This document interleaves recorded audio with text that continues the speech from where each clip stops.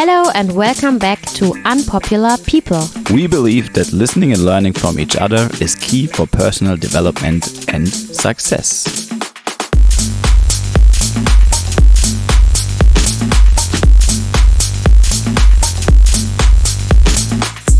Today in our interview, Mike Miller from the Gold Coast.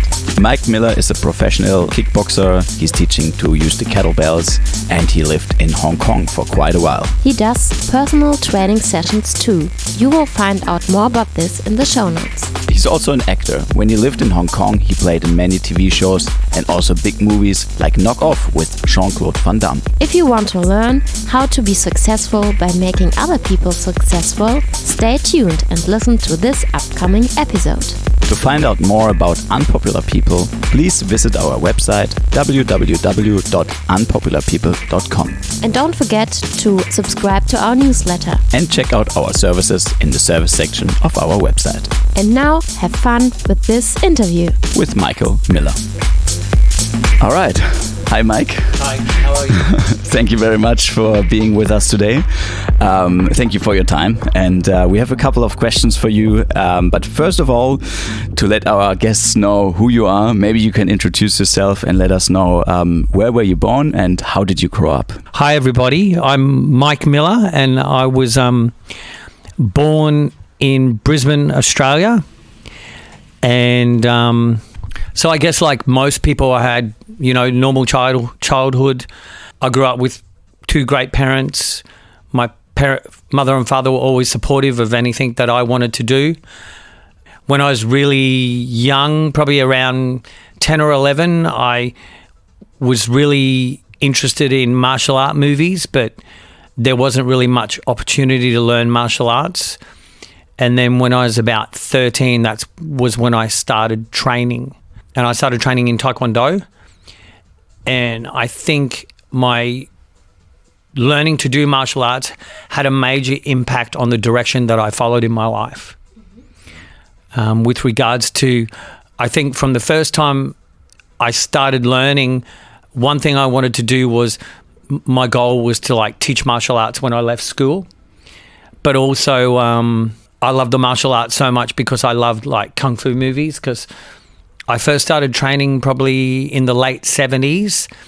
So that was when a lot more Kung Fu films were being released in the West and you could see them on VHS. Because I did Taekwondo, I was a really big fan of all the Chinese actors that were really good at kicking, and a lot of them were Korean. So, the Taekwondo connections there. Yeah, I loved kicking because I felt like anyone could punch. You can teach someone to punch very quickly, but kicking's quite a skill and you need flexibility and you need balance, and it takes a long time to kind of perfect, kicks. So as a teenager, I think I was in grade 9 when I started training, and that was really my focus until I left school.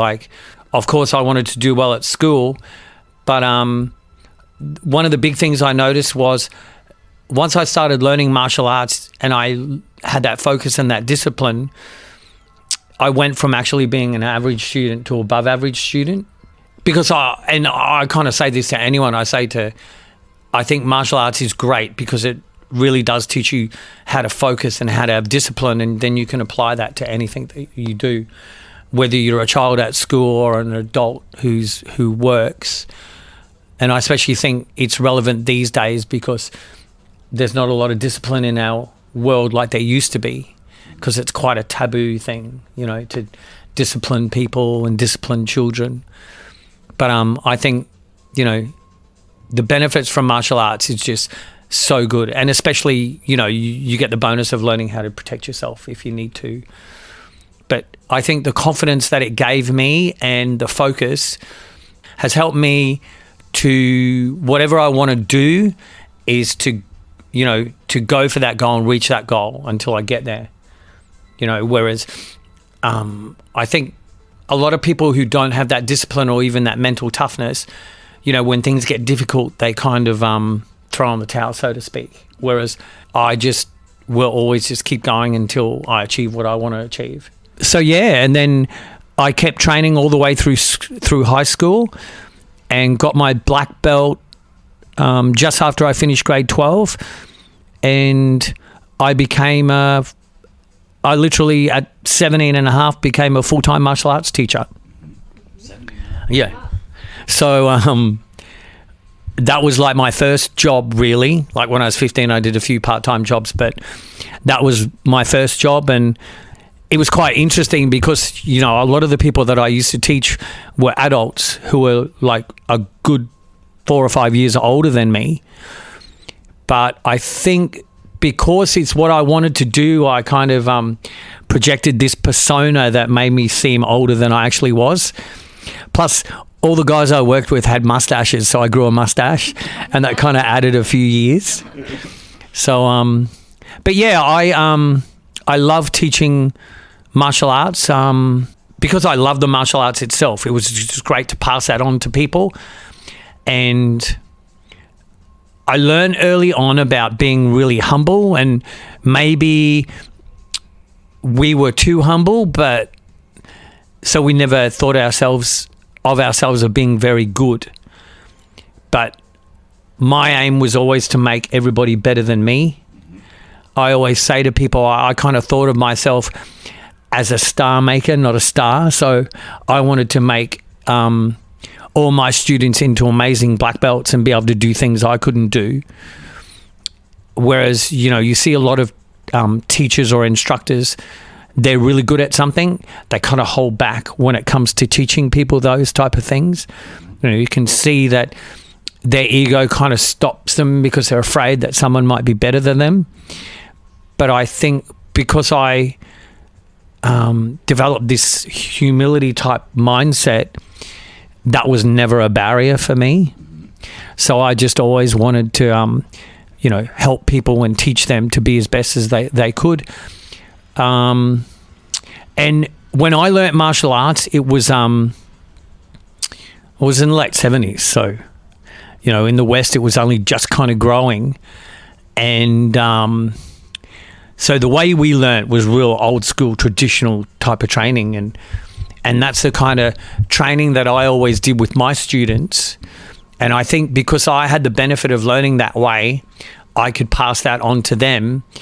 And it made my students of a certain level that was probably, you know, above other schools because they didn't quite have that same type of mindset with regards to training. You know, we've spoken about how a lot of people are motivated by, you know, how much money they can make doing something, whereas not necessarily let their passion kind of dictate and they, you know, the money will come. So I was always about making the best students I could, not having as many students as I could. And I think the payoff for that is they tell all their friends anyway or talk about you, so you end up getting lots of students and making that money anyway. Whereas I think if your focus is just to get as many people through the door as you can, you kind of lack in the area that's the most important part, and that's trying to give these people what they're paying you for. So that's something I always try to do when I taught my martial arts. And yeah, like I trained dozens and dozens of people to black belt and higher, and I probably taught thousands of students because I taught full-time as a Taekwondo teacher for about 10 years. So from the time I left school to the time I moved overseas. So what happened was, because of my love for I'll back up a little bit. So because of my love for martial art movies, I always wanted to do movies, but I probably never took the leap to try and do it. You know, we all a little bit afraid to change our day-to-day routines and our lives that we live because they're comfortable and they're safe. And we think, oh, wow, you know, if I do that, that might be too big a risk. And so I think I always put it off because of that.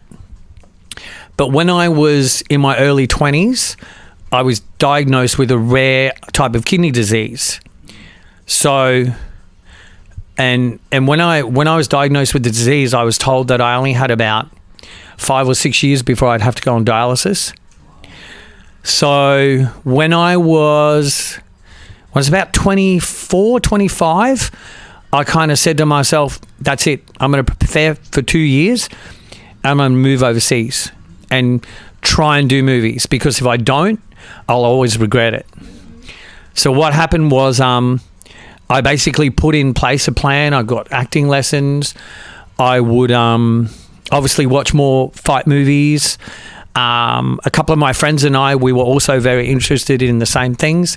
So we would always do like fight choreography together and practice all the different movements and stuff. And one thing about fighting in movies is like, you know, you're not going to be the big star. So what's more important than being able to hit is being able to take a hit. So a reaction to being hit. So a reaction to, if someone punches me in the face, I need to move my head like this, or if someone punches me in the body, I need to fall like this. So a lot of our training was doing that, because if you talk to anyone that's ever gone to Asia to make movies, the emphasis is always not on the hitting, but how you react to being hit. So because I wanted to go to Hong Kong, that was very important. The other thing was, because I didn't have as much of an understanding about how the movies were made, I would look at the movie and go, oh, wow, I'm going to practice and do the kick like they did in the movie, not knowing that, you know, there's tricks to it. You know, they could use wires, or they could trick it with editing. So funnily enough, I could do these kicks when I went to Hong Kong that a lot of the actors needed wires for, or to cheat in editing. So it's quite funny, because I think it wasn't until I went to Hong Kong and I started to see these famous Kung Fu stars doing their martial arts, I kind of stopped and went, oh, hang on a minute. I'm a lot better than I think I am.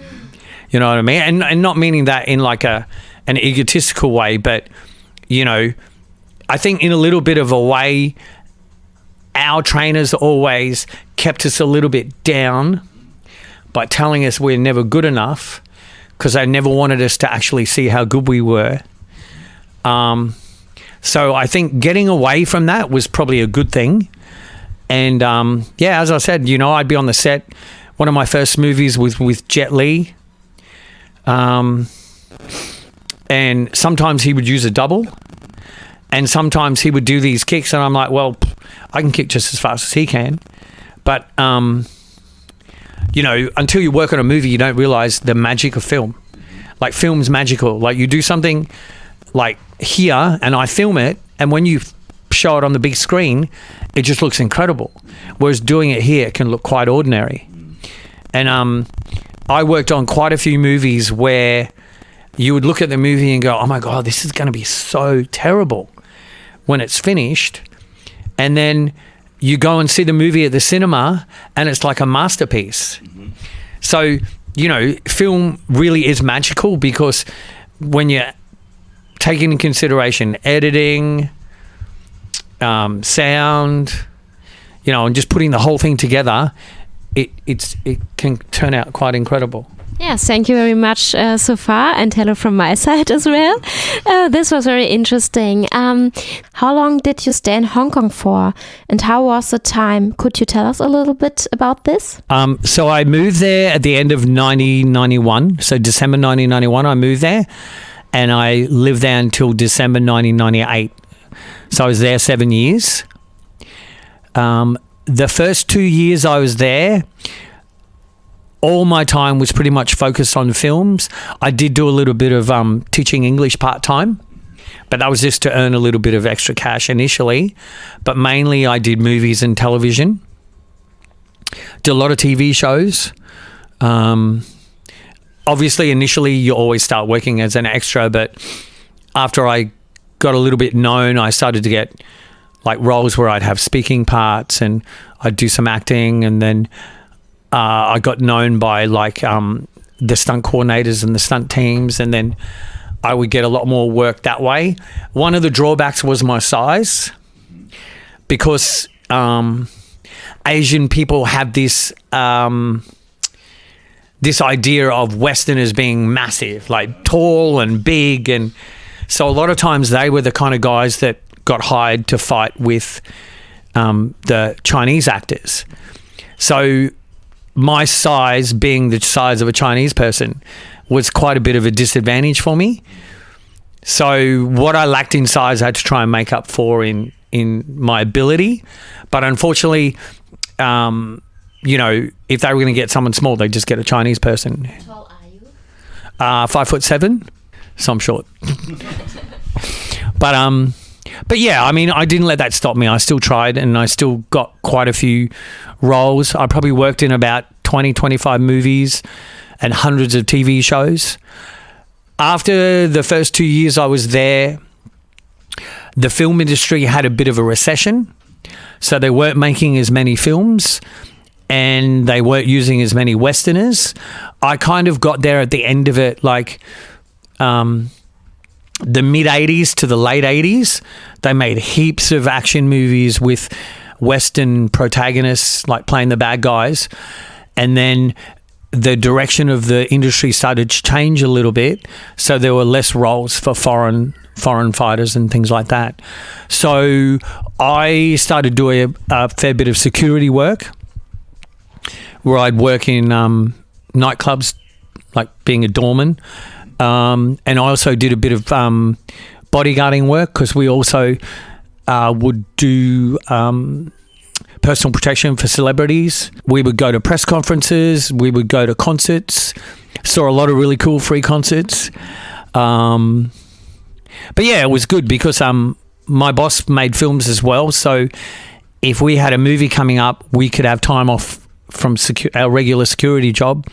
And then once we stopped filming, we could go back to it. So that was really good. About midway through my time in Hong Kong, I moved to China for about 6 months with some friends of mine. I was the only Westerner and everyone else was Chinese. And we went to this place, like a very remote place in like the middle of China where people had probably never seen a Westerner before.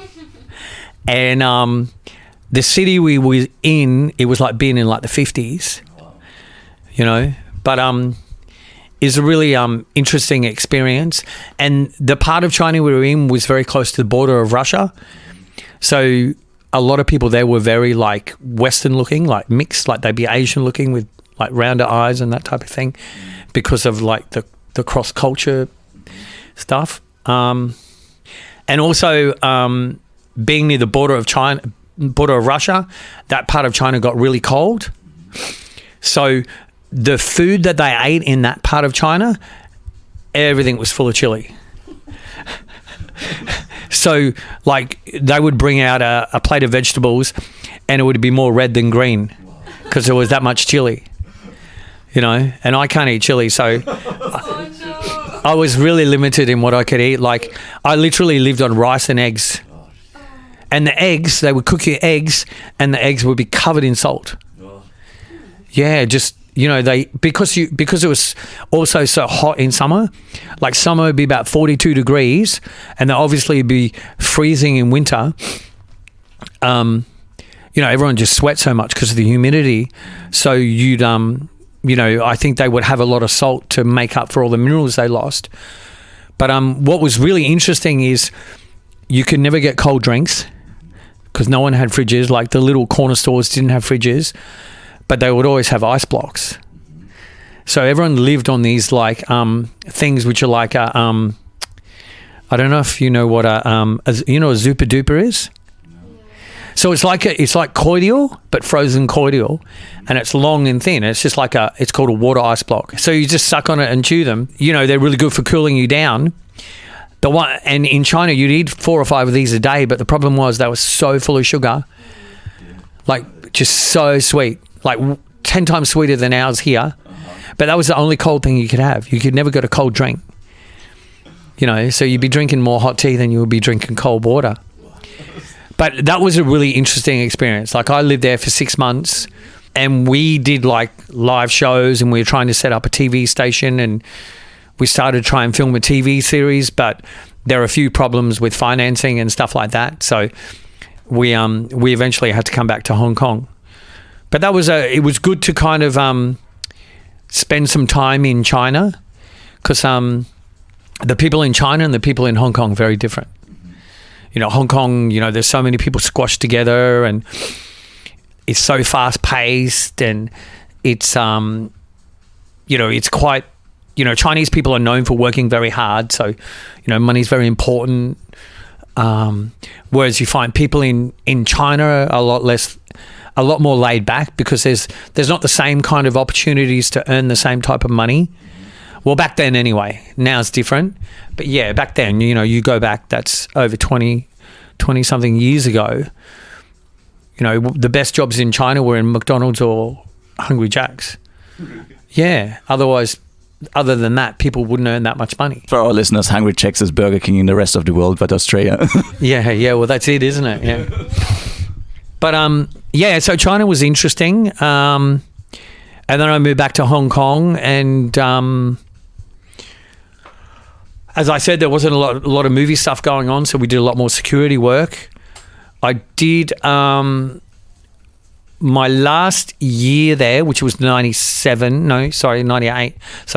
in 97, I was quite over the film industry, because there weren't really many jobs. And then there was word that Van Damme was coming to town to do a movie, and I almost didn't go to the casting because I was just so jaded by being there. I'd been there 6 years and had hardly done any filming for a long time. So I went to this casting and didn't even really care, but I think that's why I got the job, because I was just so blasé about it. And then I ended up getting the call, and I ended up playing one of the main villains in the movie. It was called Knockoff, but it was a very interesting production, because I didn't actually know what my role was until I turned up on the set. Wow. So I turned up on the set, hadn't seen the script, and all of a sudden they're telling me that, oh yeah, well you're the main villain, and this is what you're going to do. And I'm like, hang on a minute, no one told me this. So there's a little bit of pressure there. But luckily, we filmed most of the fight scene I had with Van Damme in the beginning, before I did much of the drama stuff. So that kind of eased me into it.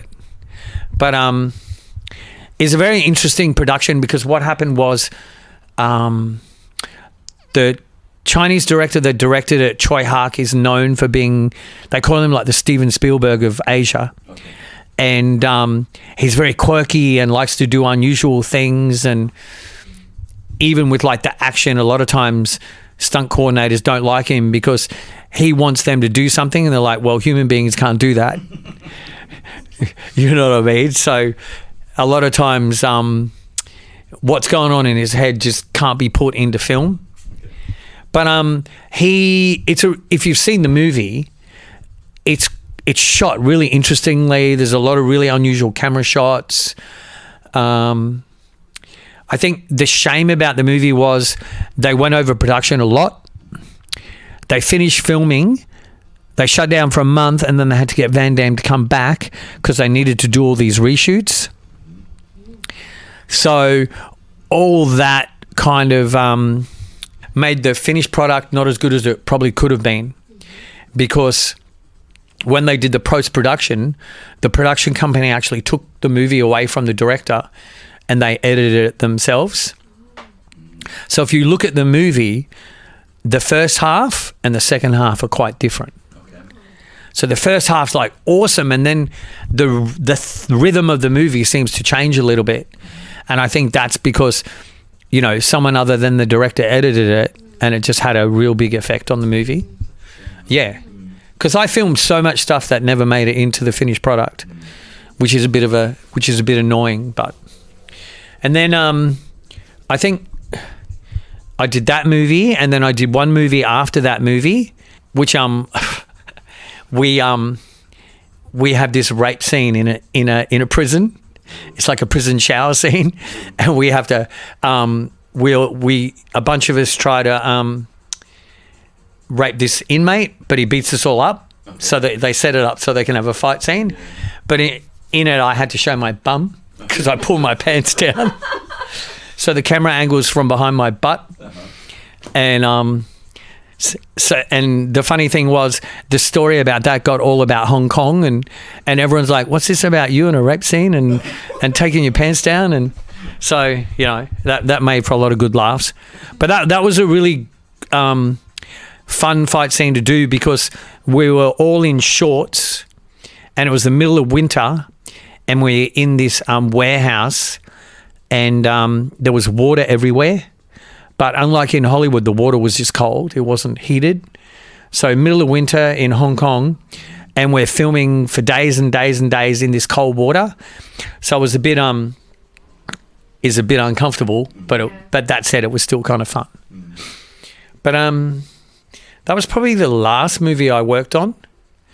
And then, as I mentioned earlier, I was diagnosed with this health problem early on, and that's why I went overseas. So about towards the end of 98, I started to get quite sick, and I ended up in hospital because my kidneys were actually failing. So then I had to come back to Australia, and that's why I actually left Hong Kong.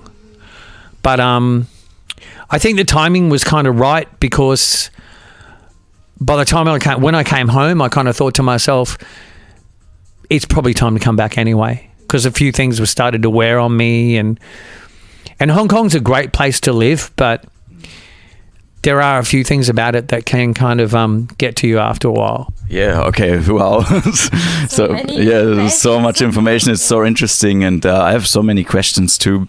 But first of all, I want to know, can you speak Chinese or Mandarin? And second of all, so when you arrived in Hong Kong, and like you will answer now, if you could speak Mandarin or Cantonese, so what was the first thing you did? You arrived at the airport back then, and you probably weren't there before, and then you just like, where? First time I've been. So what did you do? Like you arrived, and then where did you go first? Like, what was your plan? Like, so I'd watched a lot of Hong Kong movies, so I knew a few Cantonese words, because that's what they spoke in Hong Kong back then, Cantonese. And I used to go to Chinatown in Brisbane all the time and watch Hong Kong films, and I met a couple of Chinese guys that were Hong Kong Chinese, so we became quite good friends. So what they did was, it just so happened that when I was going to Hong Kong, one of them had moved back there. So when I first arrived in Hong Kong, I'd booked a hotel for a few days, I think for about a week, and my friend was going to find me somewhere to stay. And funny story, I moved into this place, and in Hong Kong they have these places called love hotels. So basically what it is, it's a room where people go during the day or at night time. And you booked this? Yeah, well, that's where my friend no that's where my friend booked for me to stay. Oh, really? Yeah, because his idea was, you know, it's clean and they change the sheets every day. Yeah. You know what I mean? So it's okay initially. And so the one I stayed in was like 5 rooms on a hallway. So you had a hallway and there were 5 rooms attached. Luckily mine was like the biggest room, and then you'd go out and there'd be like a reception, and then you'd go down a set of stairs onto the street. So I was staying at this place for a week. Like initially it was my first week there, and at 6 o'clock in the morning there's a knock on my door. And I'm like, and I was asleep, and I woke up and I'm like, who's this? And I opened the door, and there's a Chinese guy there talking to me in Mandarin, and he's showing this card. And I was like, are you a policeman? Are you police? Like, I couldn't speak the language, so I didn't know what he was talking about. And I thought, okay, it's the police doing a check. So I opened the door, the guy pushed me back onto my bed, and 2 more guys came in with him. And one guy had a gun, and 2 guys pulled knives out of their pants, so they had big long machetes, and they pushed me onto my bed, and they literally tied my hands behind my back and my legs together, and they proceeded to rob me. What? Yeah. So, and the bad thing was, the day before I'd just been to the bank and cashed all my traveller's checks, and I hadn't been to the bank to make an account to put all my money in, so I had all my money. So here I am on my bed, bound and gagged. They put a sheet over my head, my blanket over my head, and I'm thinking, what's going on here? Are these guys going to kill me and steal all my money? And then what they did was they got everybody from all the other rooms and brought them into my room and tied them up, and they robbed everybody. Yes. And then after about 20 minutes, they left, and a couple of the people who were tied up also got untied and left because they didn't want the police to come.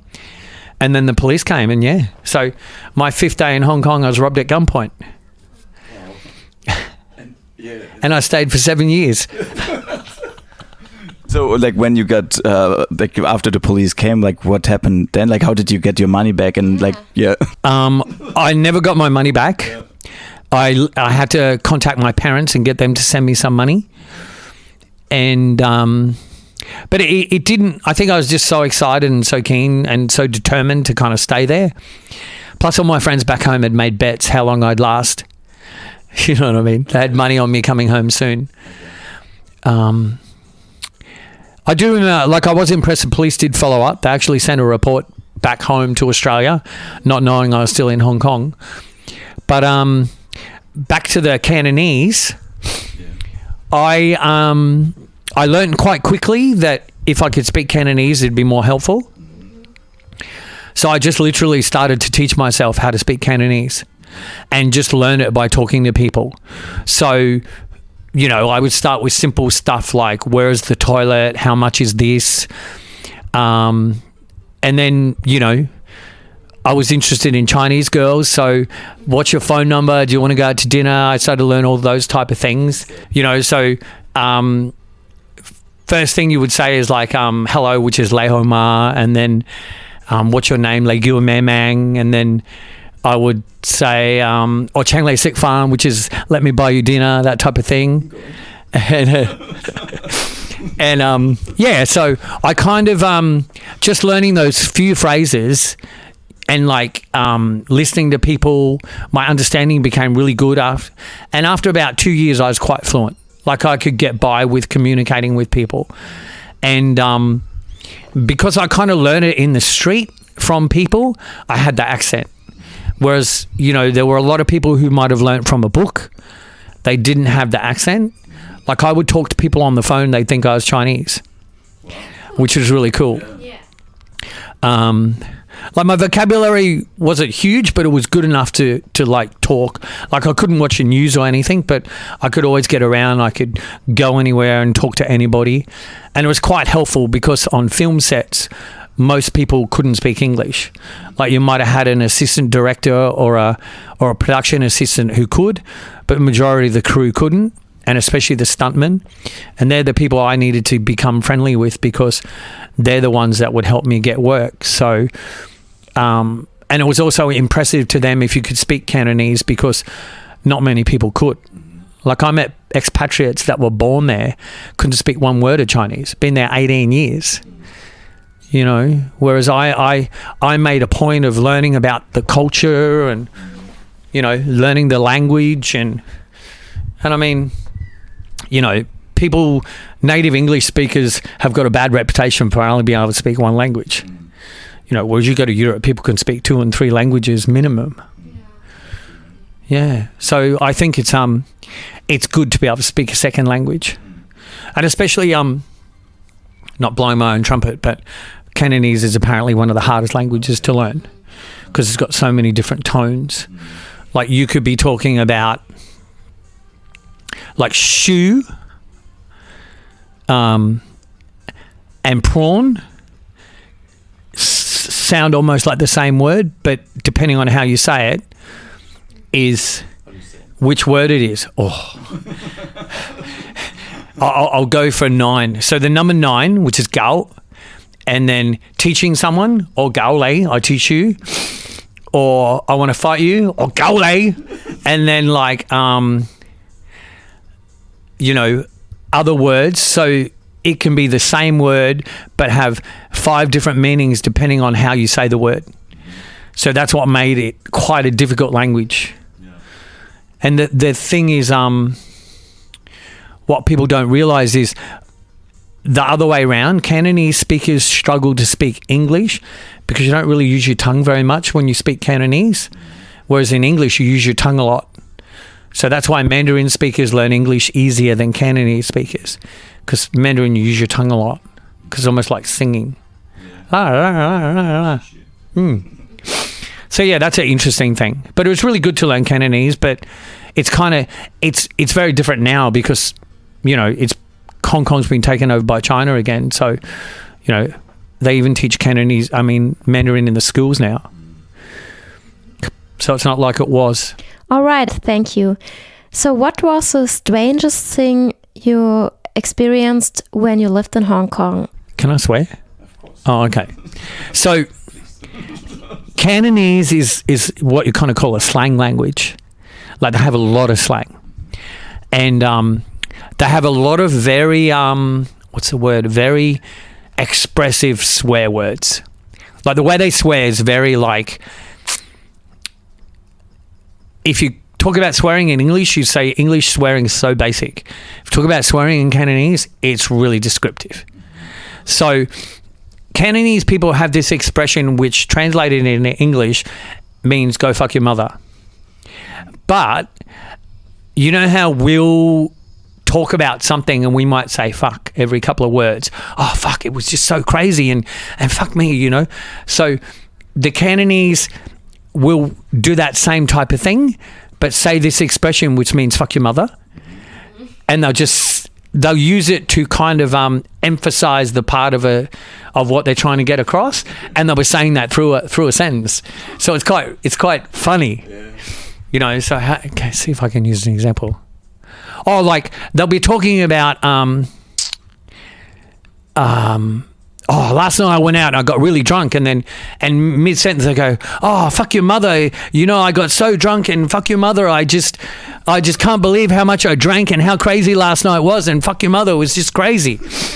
And that's what they're saying as they're talking. But even though they're saying fuck your mother in there, they're not actually meaning fuck your mother. They're just using it like we use fuck to kind of emphasize what happened. So you're very interesting. But they have there's an expression in Cantonese which is it's hamgatan, which means it directly translated it's go to hell, but the actual translation is, you know, go and dig a hole and kill all your family and dump in it. You know what I mean? Yeah. So you say that to someone, it's not as simple as I'll go to hell. It's like hamgatan, you know. And again, it's like, you know, how they emphasize it. But it's such an interesting language because it's one of those languages where people will be having a full-on conversation and it almost sounds like they're having an argument, but they're just not, because it's just one of those languages. You know, there's those languages that aren't, you know. But yeah, it's like, you know, little things like that are just so interesting. And just even like, you know, you'll go to someone's home and it might be the whole home would be just your kitchen and living room. Like maybe one small bedroom, and a family of 6 or 8 would live there. So the mother and father would live in the bedroom and all the kids would sleep in the living room and the dining room. You know, but that's just normal to them because it's such a small place and real estate's so expensive. So coming from somewhere like Australia where we all live in massive houses and everyone's got their own room, it is quite interesting and quite eye-opening. But and that's why people in Hong Kong eat out all the time. You know, they'll have breakfast out, they have lunch out, they might have dinner at home, but they really only go home to sleep because the homes are quite small. You know, it's not like us, we can't, you know, you can't go home and get 10 friends around and have a good time because there's just not the room. So I found that quite interesting. Cool. I have so many more questions about Hong Kong, but I probably want to go a little bit back to you.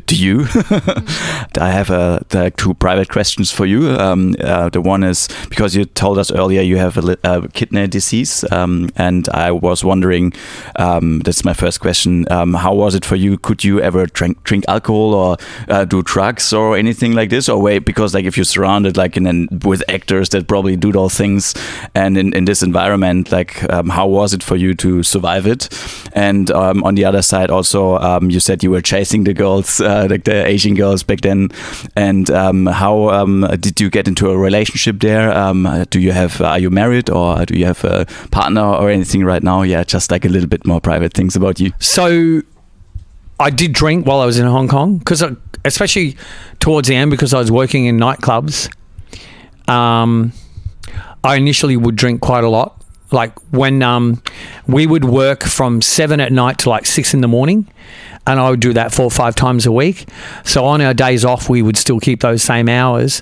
So all the staff, we would just go drinking. And I probably drank more than I probably should have under the circumstances. But, you know, I just wanted to have a good time. My last year and a half there, I probably didn't drink much because, funnily enough, I worked in this one club, and I worked there 6 days a week, and every night the same people would come in, and every night the same people would leave drunk. And like 95% of the people that came through that door would stagger out that door at 6 o'clock in the morning. And I just think, you know, witnessing people falling asleep, standing up, and how messy they got kind of actually turned me off drinking. So my last probably year and a half in Hong Kong, I didn't drink much at all. And also, I think I could sense that my health was getting a little bit worse. So I probably realized it was better not to drink. With regards to the Hong Kong, having girlfriends there, I did have a couple of different girlfriends in Hong Kong. You could probably say, because I could speak Cantonese and I worked in movies, they found me quite interesting, and especially because I could speak the local language, because not many guys could, like Westerners. So I think it was more a curiosity for them. So they would date me, but I'm sure in their minds they never thought it was going to be a long-term thing, because I was a foreigner. You know what I mean? So I only had I dated 2 girls that lasted for a very long time. Like one girl I went out with for like nearly 12 months, and another girl I went out with for about 3 years. And just had a few girlfriends here and there in between. I'm not married, and I'm not in a relationship at the moment. I think so. In the end of my time in Hong Kong, I got really sick and I came back here, and I spent 2 years on dialysis, and then after that I got a kidney transplant. So I've had a kidney transplant now for 20 years. And but I kind of don't talk about that much, because you know, as far as anyone knows, I'm as normal as everyone else. You know, even though I do have these underlying health issues, I've never let them try and stop me. You know, like you've seen what I can do physically. Like I can still kick and do the splits and all that type of stuff. And it's just always been very important for me to, no matter what, to still be able to do my training, and because that's probably part of who I am. You know, training for me is like most people brushing their teeth, because I've done it that long. There have been times where I've been really sick and I have been able to train for extended periods of time, and I've had quite a few different surgeries here or there.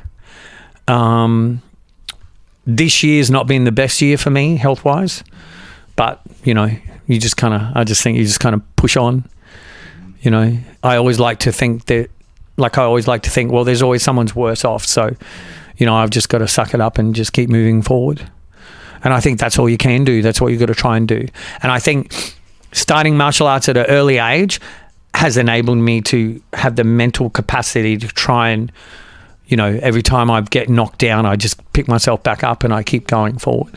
All right. And you just talked about routines. And what are you doing now? Nowadays, I mean. And do you have routines, and how does a day look like? So when I came back from Hong Kong, I was on dialysis for 2 years.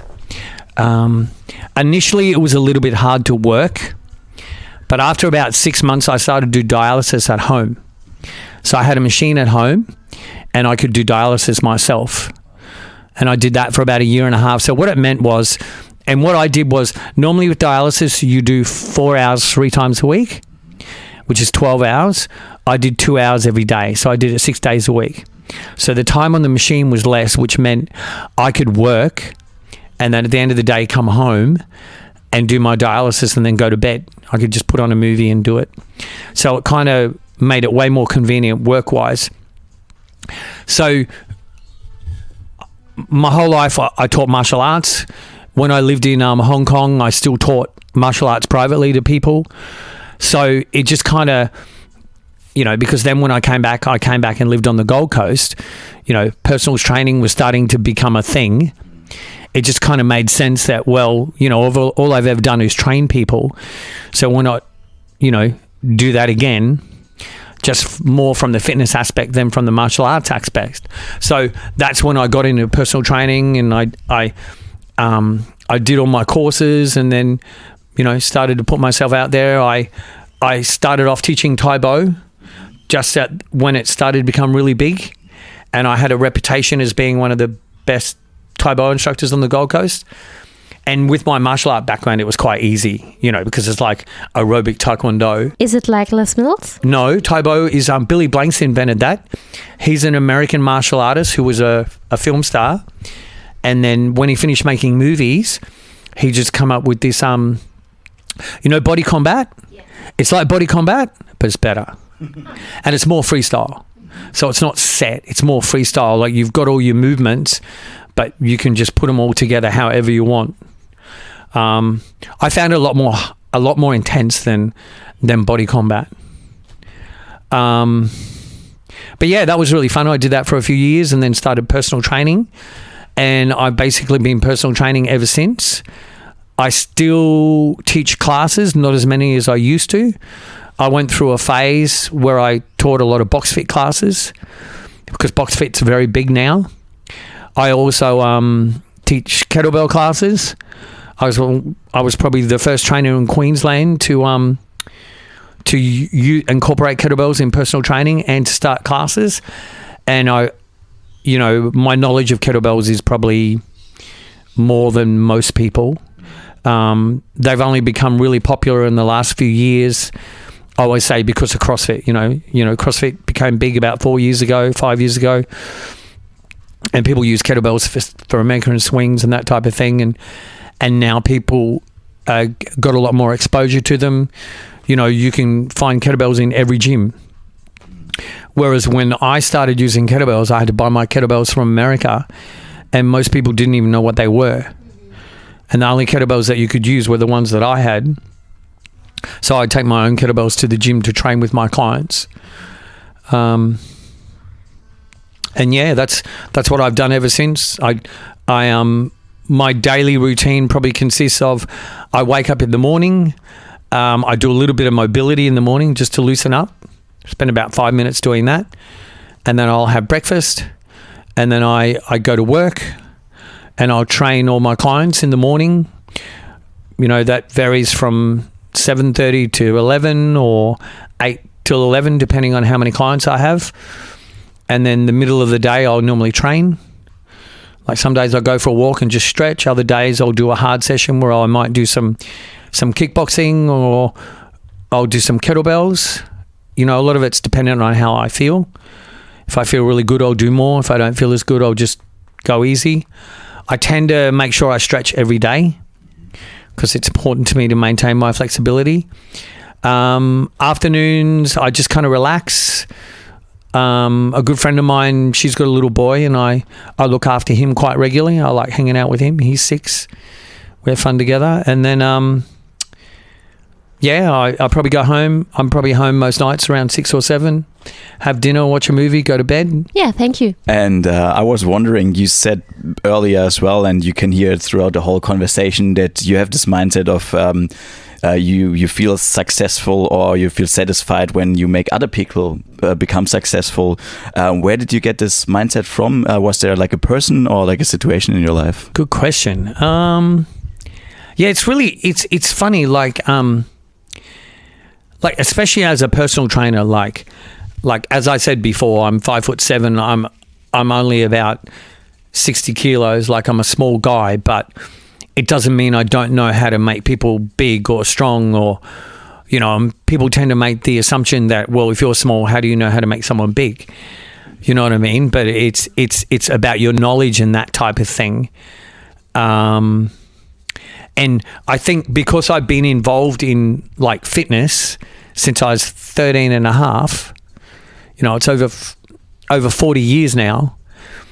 I've kind of been there and done everything. You know, I've tried the bodybuilding thing. I've tried, you know, powerlifting. I've done weightlifting. I've been a competitive weightlifter. I've competed in martial arts. I've had kickboxing fights, Muay Thai fights. You know, I can train people to box, to kickbox, to do Muay Thai, kettlebells, strength training. Like, I've kind of covered the whole gamut. So I know what works and I know what's important. As we've spoken about, for me, especially with some of the influences I've probably had over the last 10 years, I think it's really important. You want to be able to do what you can at 30, at 60. You know, what's the point of being able to do all these things when you're 20 and 30, and by the time you're 35, 40, you know, you can barely get up and down or walk because you're so injured from the way you trained, and, you know, maybe training too hard or doing the wrong things. Like, something I learned, like, I've been that person that trains for 3 hours at a time, you know, and trains till I can't do anymore. And, you know, fast forward 20, 30 years, I know that there's better ways to train than that. You know, the last probably 10 years, and it's funny, since I got into kettlebells, I became really interested in the science and the history of exercise. You know, and if you go back in the history to like the 50s and the 60s, you know, most of the best strength training protocols and, you know, even stretching methods or training methods all come from Russia and the Eastern Bloc countries. And even though the stuff's 40, 50 years old, it still works now because, you know, they had the best scientists in the world researching that stuff. You know, they've got strength training protocols that they would experiment on with Olympic athletes through, you know, 4 Olympic training cycles, which is 16 years. You know, that's a lot of research to do a study for 16 years. You know, you really know what works and what doesn't. And you know, you can see the trend in the industry. You know, in the 60s and 70s, the Americans were copying all the Russian protocols, and then in the 80s they went away from it, and then, you know, in the late 90s, 2000s, they came back to it because they realized all this new stuff was still not as effective as all the Russian training protocols. So, you know, I'm right into, you know, more's not better.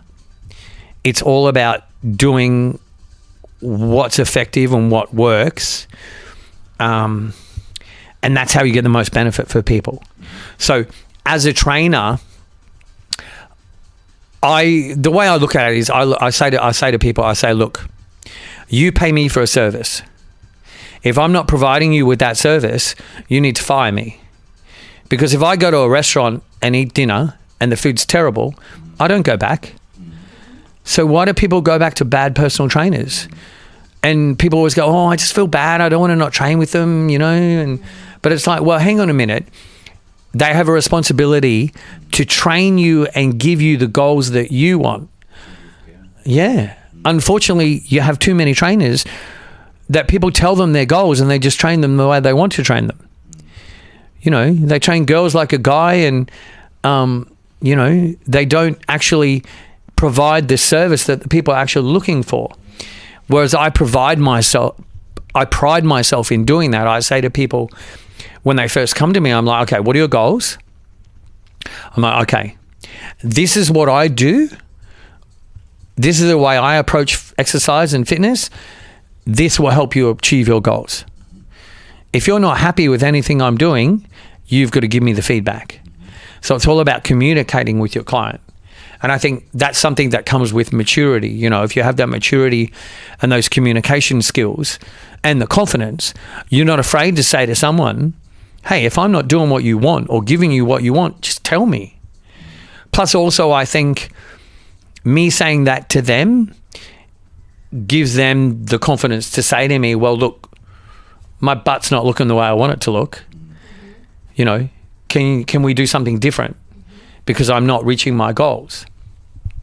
So this is why I always say to people, I'm like, you know, how I look or what I can do is irrelevant.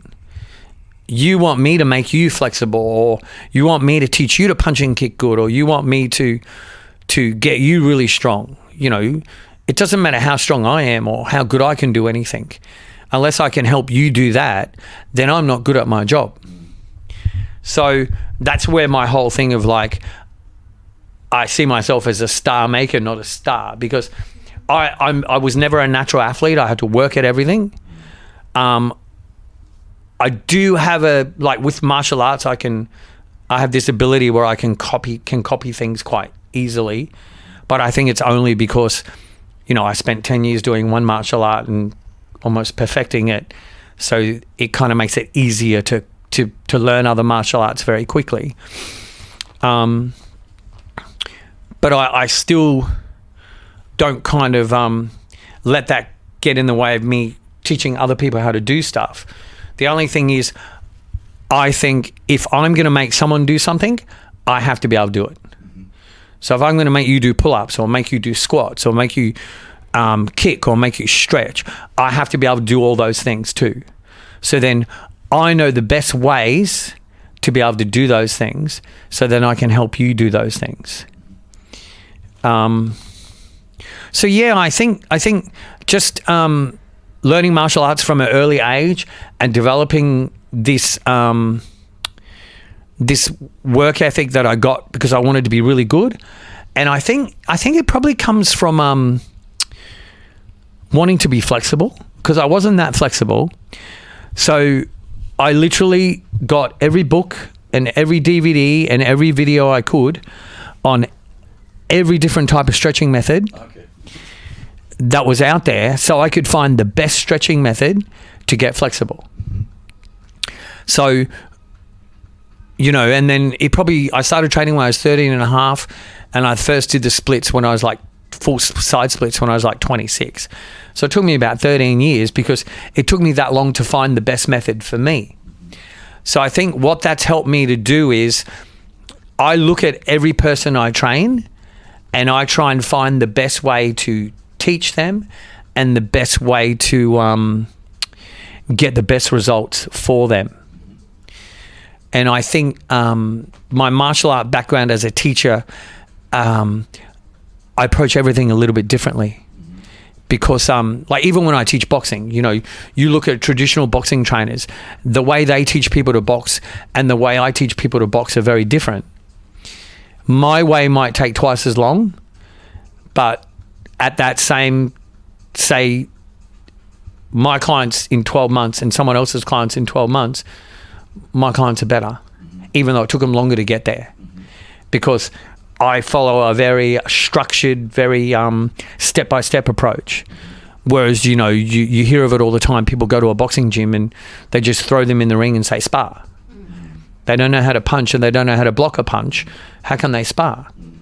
Whereas I teach everyone how to punch first. Then I teach everyone how to move. Yep, so they don't have to think about punching. They already got the punching down. Then they can move.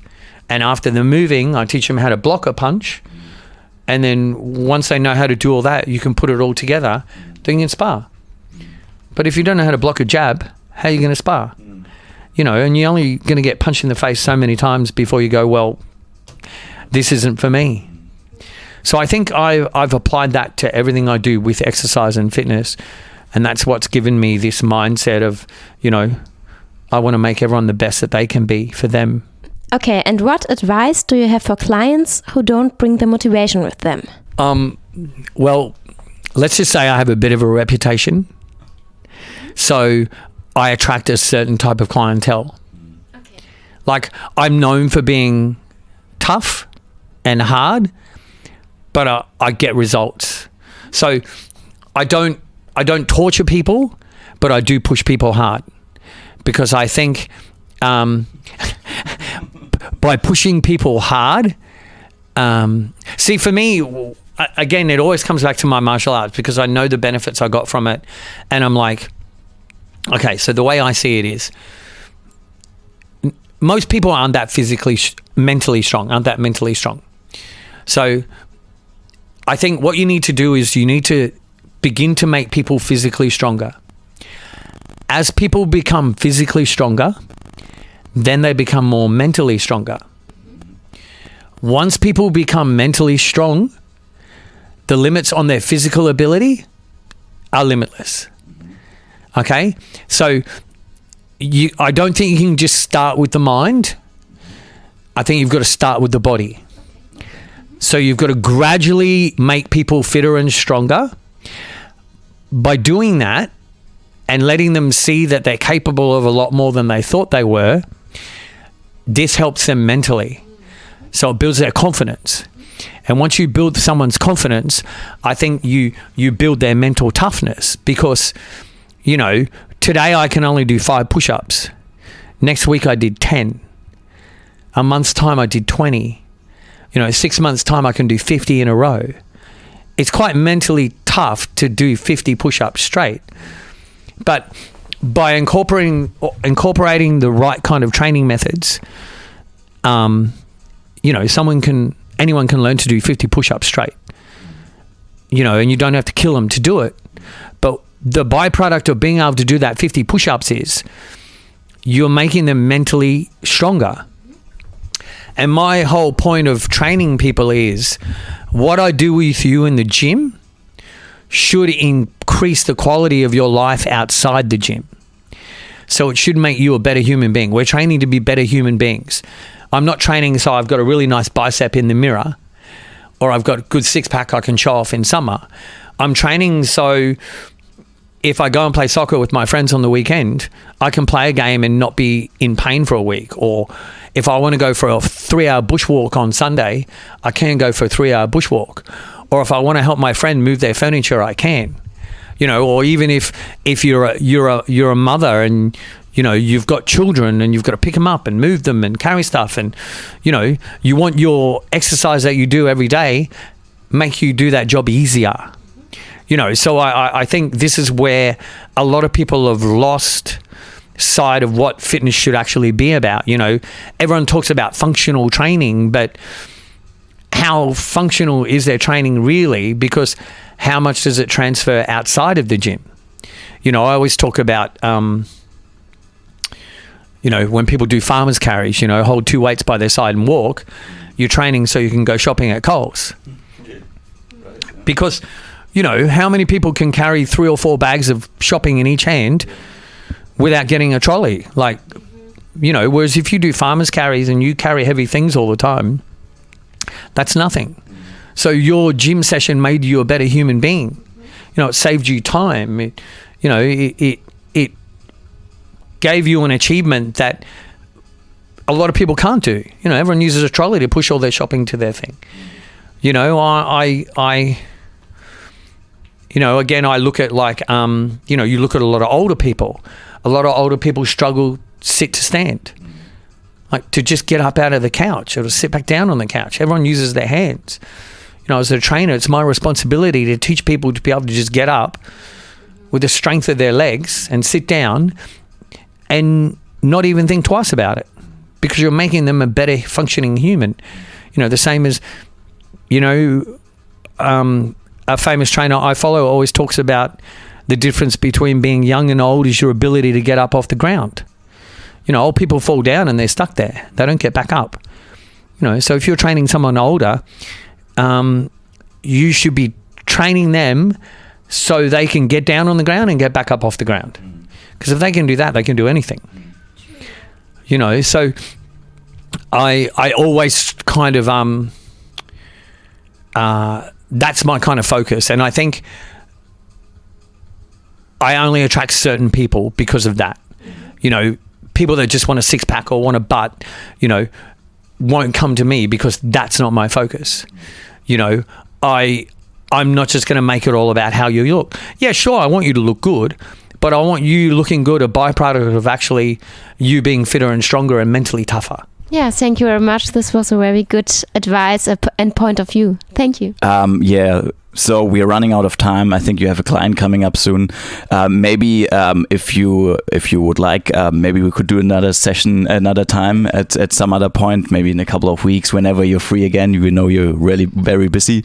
I can assure to all the guests out there that we experienced, especially Mike's training so far, and I can tell you it's quite challenging, but it's very good. So for our guests, how can they find out more about you, or is there any way they can get in touch with you? I'm on Instagram and Facebook. I've got a Facebook page which is Without Limit Strength and Conditioning. That's my work page. I've got my personal page which is Mike Miller.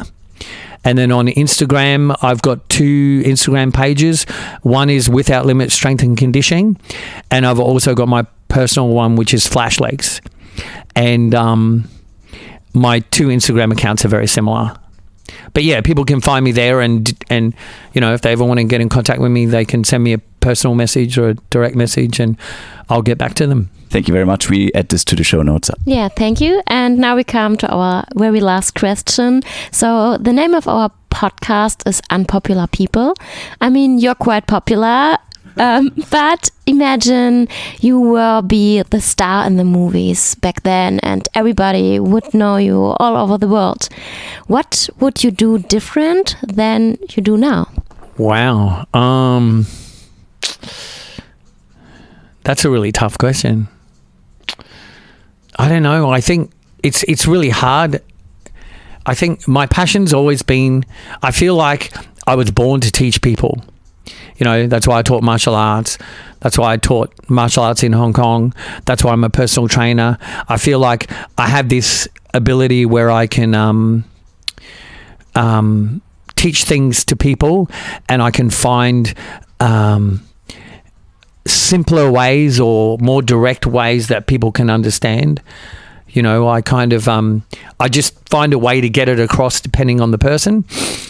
So I think regardless of that type of situation, I still think I would have been I would have ended up doing something where I was, you know, trying to impact people and teach people.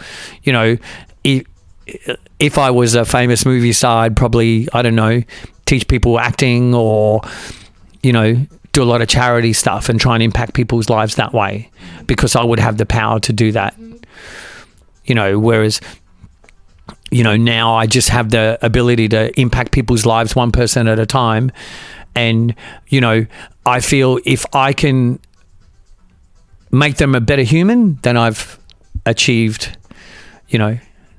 And that's more important to me than money. You know, there's other jobs I could do to make money. I just, you know, I love doing what I'm doing and I always have, and I have a passion for it. And, you know, I like passing on knowledge. So thank you very much. Let's call this part 1 for today. And thanks for your time. We know you have to go now, so we wrap this up. Yes. We say goodbye from our side. And if you have any final words for our listeners, now is the time. Thank you very much. I just want to thank you both for inviting me here. This has been lots of fun, and I just want to thank everybody for listening, and I hope you enjoy the podcast and you get something out of it. And, you know, if anyone wants to contact me or reach out to me, feel free. Thank you and goodbye. Bye. So this turned out as part 1 of the interview with Michael Miller. We hope you enjoyed it as much as we did. To find out more about Unpopular People and to stay updated about the next part and all the other episodes of our podcast, please subscribe to our newsletter on www.unpopularpeople.com. Thanks and goodbye.